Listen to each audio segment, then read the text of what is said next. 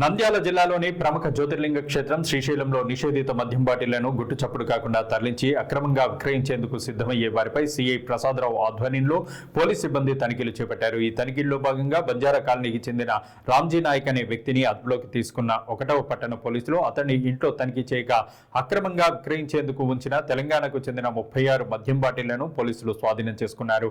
అనంతరం పోలీసులు రామ్జీ నాయక్ ను స్టేషన్ కు తరలించి కేసు నమోదు చేశారు. కాగా శ్రీశైలంలోని కొత్తపేట బంజారా కాలనీలలో అక్రమ మద్యం నిలువ విక్రయాలపై సీఐ ప్రసాదరావు పూర్తి స్థాయిలో నిఘా పెంచారు.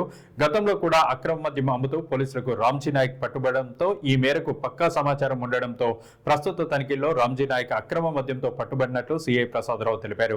దేవాదాయ ధర్మాదాయ చట్టం ప్రకారం శ్రీశైలం దేవస్థానం పరిధిలో మద్యం సేవించడం, అమ్మడం, కొనడం చట్టరీత్యా నేరమని, శ్రీశైల క్షేత్ర పరిధిలో ఎవరైనా నిబంధనలు ఉల్లంఘించి మద్యం, మాంసం వంటి వాటిని అక్రమంగా తరలించినా, విక్రయించినా కఠిన చర్యలు తప్పవని సీఐ ప్రసాదరావు ఈ సందర్భంగా హెచ్చరించారు.